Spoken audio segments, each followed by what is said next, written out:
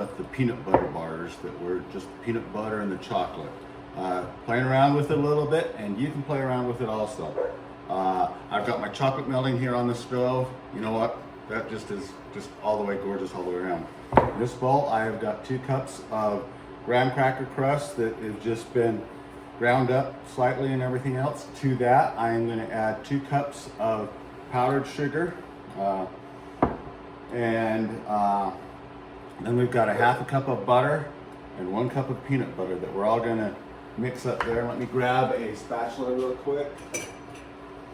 And we're going to stir in. I'm going to go ahead and stir this. I've also got, just for some crunch factor here, I've got some chopped up pretzels that I'm going to add to it. That's probably going to be a half cup. I'm going to set that aside. And I've also got some reserved graham crackers that we're going to use on the back end of the top and everything else.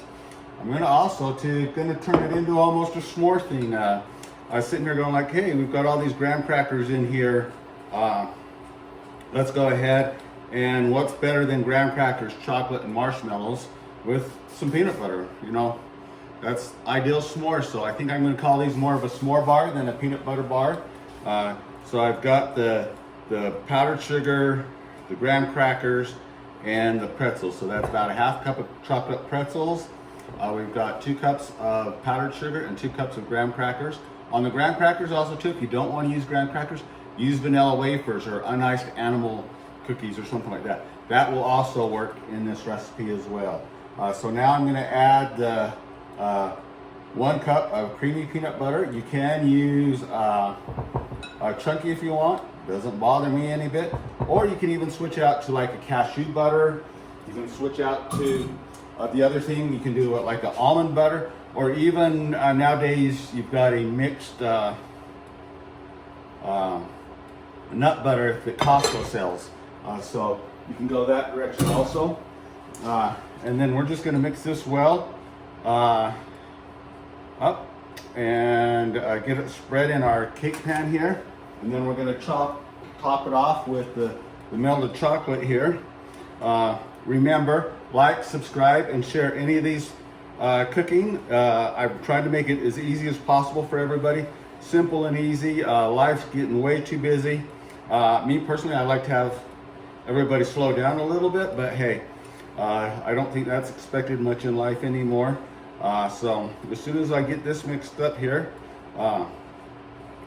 we will add this to the pan here. I've got just a lightly greased baking, a 9x13 cake pan here that we're just going to add this to. Excuse the doorbell there. That one can wait. If they're family and friends, they know that they can walk in. So here it is, just slightly mixed up. And then we will press this into, let me get some gloves on because it's going to be easier to work with the hands. Even though they're clean, you know, let's try and be a little bit more cautious there when we do this stuff here. So we're going to flip this out into the 9x9 pan, and again, sometimes it's easier just to use the fingers and the pans, and God gave us the fingers to use, and hopefully I don't create a bad habit and cook with them too much, but hey, we're just going to slightly spread this out now into the 9x13 pan here, get it all tamped down. You want to tamp it down kind of fairly. You got to understand that this is the base, so you'll want it kind of a little bit hard, or dry, I should say, and then smooth it down, because this is your base, and you just want to make sure that you're doing a proper thing, so when you pull this out, it's an actual bar. So we do have that kind of tapped down and in place. That's what it will look like.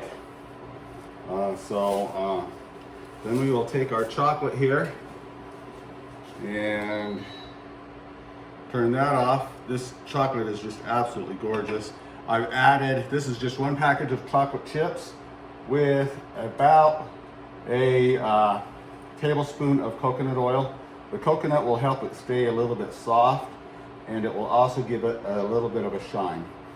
So then we're just gonna spread this out evenly.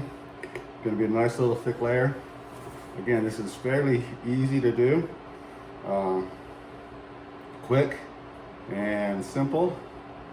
Well, now you know you can't waste any chocolate, so we're just gonna set that aside, power that off, and let that sit, and that's gonna be the afternoon snack.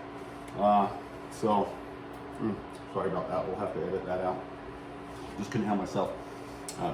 Now I'm gonna take the little extra of the graham cracker, just slightly space that off, and sprinkle that on top. You don't need much, don't want to overwhelm it.